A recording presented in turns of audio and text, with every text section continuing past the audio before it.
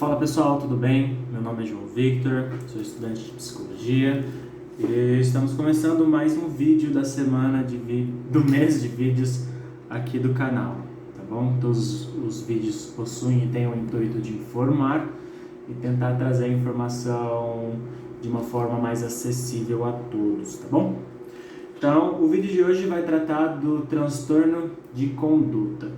Transtorno de conduta é socialmente conhecido e atribuído à delinquência, como conhecemos no meio social em que vivemos, né? A delinquência é aquela que geralmente associamos as pessoas que vão contra algum tipo de lei, regra, contra as normas da sociedade e até mesmo contra a própria sociedade, né? Temos questões de homicídios, de roubos e de diversas outras formas de agressão que podem surgir, tá bom? Então, o transtorno de conduta é associado diretamente a esses tipos de pessoas, mas é bacana a gente acessar esse tipo de informação tendo em mente que ela surge na infância, muitas vezes, e que ela é consequência de um outro transtorno, que é o de desafiante opositor. A gente chama de transtorno desafiador opositor, desafiador de oposição também, tá? Então eu vou diferenciar um pouquinho desses dois. Eles são bem semelhantes, mas o que diferencia geralmente deles é o nível e a intensidade de tudo que acontece e também o tempo de permanência nesses sintomas, nesses tipos de comportamentos e nesses tipos de atitudes, tá bom? Então vamos começar pelo primeiro. Lembrando que o transtorno de conduta é uma consequência desse transtorno de oposição, mas não somente dele surge. Tem a possibilidade de uma criança, um adolescente já possuir transtorno de conduta e iniciar as atividades de forma já exacerbada. Mas também, e é mais comum observarmos essa progressão, tá bom? Bom, o transtorno de oposição e de desafiante oposição, ele se dá pelaquela criança que geralmente é conhecida como o problemático do lugar, o problemático da sala, da família, e problemático no sentido da forma que ele é realmente conhecido, né? Não que ele seja de fato um problema, ele só é entendido como um problema. Mas é aquela criança que tem dificuldade de seguir ordens, tem dificuldades de respeitar essas ordens, tem dificuldades em se encaixar nesses locais, é uma criança que geralmente está muito agitada e essa agitação provoca esse tipo de comportamento, né? Esse comportamento de não seguimento de regras, não obediência. Ela também é uma criança muito agressiva, muito pouco empática, é uma criança que ela faz de tudo, conscientemente ou inconscientemente, para afastar-se do meio social e de tornar o convívio um tanto quanto complicado. É uma criança que não vai seguir tão simplesmente as regras assim, não, tá bom? Mas o que diferencia isso de uma criança normal? Poxa, tem muitas crianças que também possuem dificuldades em seguir regras. Tudo isso é o tempo e a intensidade. Para a gente caracterizar uma criança atribuir lá um transtorno de oposição desafiante, de desafiador de oposição, ele tem que ter no mínimo presente 6 meses de sintomas, tá? Não é simplesmente um episódio, já são 6 meses de sintoma. E como eu disse, a consequência desse transtorno é um transtorno de conduta. E o transtorno de conduta, dentro do que a gente vai trazer aqui no canal, é a mais grave porque as consequências são mais graves, né? Geralmente as consequências estão atreladas a homicídios, assaltos, tráfico, prostituição e entre outras consequências, né? Mas surge tudo com o transtorno de desafiação e oposição, tá? Sempre uma dificuldade muito grande em reconhecer figuras de poder, tá? E são crianças não muito empáticas. Elas são crianças que aprontam deliberadamente, fazem o mal deliberadamente, elas questionam demais e seguem pouco, tá? Então, se esses sintomas estão presentes em algum familiar, algum conhecido, em algum lugar em que você habita, é importante sim manter a atenção, tá? Nem tudo é da personalidade da criança, nem tudo faz parte ali dela, sabe? Então, é bacana quando identificarmos isso, entrarmos em contato, até porque a consequência e o não tratamento acarreta em algo muito maior do que poderia ser, tá bom? Existem tratamentos, a psicoterapia funciona muito bem, a terapia medicamentosa funciona muito bem, então é muito importante fazer esse tratamento. O tratamento deve ser imediato, tá bom? Porque as consequências são grandes.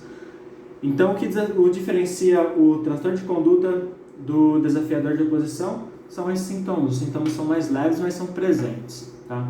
Todos aqueles sintomas, aquele comportamento que a gente vê fugindo do normal da sociedade, geralmente é atribuído a um transtorno de oposição, um transtorno de desafiador de oposição, tá bom? Então, caso não houver um tratamento, uma abordagem, uma atenção nessa fase inicial, ele pode vir sim a se transformar em transtorno de conduta, e o transtorno de conduta é muito mais grave, tá? Geralmente presente aí já na primeira parte da adolescência, na transição e até mesmo na adolescência, e as consequências são da vida adulta, consequências sociais, cognitivas, pessoais e todas as mais vastas possibilidades, tá? O transtorno de conduta é um transtorno grave que deve ter atenção sim, tá bom? Tá bom, o transtorno de conduta ele tem que ter esses comportamentos mais elevados, então já começamos a perceber agressão, violação do direito do próximo, então a criança vai sim tentar machucar o próximo deliberadamente, ou seja, com total ciência de que está fazendo algo do tipo. Vai haver também a violação física, violação sexual, a violação das leis da sociedade, seja elas roubo, furto, homicídio, estupro, todos os mais variados tipos, tá? Então, é muito importante primeiro atenção nessa fase e para que não aconteça a segunda. Mas a segunda também existem tratamentos e formas de se evitar isso. E geralmente a gente fala que uma pessoa e uma criança está numa fase de transtorno de conduta pelo tempo. Geralmente no primeiro são 6 meses, no segundo são pelo menos 12 meses desse tipo de conduta, tá bom? Existem possibilidades de tratamento, existem ótimos tratamentos, inclusive, são bem eficazes e já conseguimos enxergar bastante resultado. Então, foi por conta dessas consequências que podem acarretar que damos a prioridade para falar sobre eles. Não vou me aprofundar em questões científicas, fisiológicas, eu vou tentar me ater somente às questões sintomáticas para diferenciar o que é normal e o que não é, né? Podemos ver aqui que o normal vai até exceder o limite geralmente do próximo e na extensão de tempo, tá? Nenhum comportamento anormal se excede 6 meses de duração. Então, 6 meses de duração é o tempo que a gente geralmente atribui como suficiente para avaliar uma criança com transtorno de desafiação e oposição. Bom, é muito importante falar sobre isso, obviamente, porque as consequências são muito grandes. E às vezes a gente entende, e existe essa discussão até mesmo na ciência, das questões dos sintomas, porque muitos sintomas simplesmente se parecem com uma personalidade mais ativa, mais impositiva, mas sempre que percebemos isso em excesso, sempre que exceder a margem de 6 meses ou 1 ano, como no caso do transtorno de conduta, vale a pena sim a busca por um profissional, a busca de entender por que aquilo está acontecendo e sempre manter em mente a noção da normalidade, tá? A normalidade sempre está ali no limiar do tempo, tá bom? Então, se algo do que eu falei aqui fez sentido, chamou a atenção, acendeu a luzinha, procure um profissional, tá? Geralmente, na grande maioria dos casos, esses diagnósticos são feitos em conjunto do psiquiatra com o psicólogo, então vale a pena buscar. E espero que tenha de alguma forma, ficado um pouco mais claro um transtorno tão grande e tão profundo como esse. Como eu disse, não vou me aprofundar em teorias, em análises fisiológicas. Falei um pouco dos sintomas que estão presentes e não falei também o que causa, porque a causalidade é muito vasta também e não cabe aqui o espaço também a falar somente das causas. Estamos trazendo somente as informações dos sintomas para que a sociedade, para que a nossa comunidade consiga estar nutrida pelo menos da dúvida de avaliar se o comportamento de determinada criança é normal ou anormal, entre aspas, né? A questão da normalidade é muito mais profunda que isso, mas é para atentarmos aos sintomas que estão presentes e questionarmos a normalidade daquilo. Muita coisa que não é comum é taxada como normal e muita coisa que é normal é taxada como incomum. Então, espero que o vídeo tenha abordado isso de forma um pouquinho mais tranquila de se entender.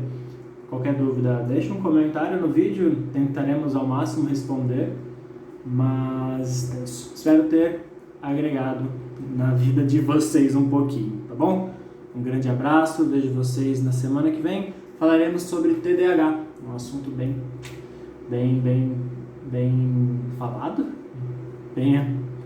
bem abordado, mas tanto quanto confuso também de se entender o que é normal e o que é anormal no TDAH, tá bom? E numa criança, e no desenvolvimento dela, e nas habilidades, enfim. Bom, muitíssimo obrigado.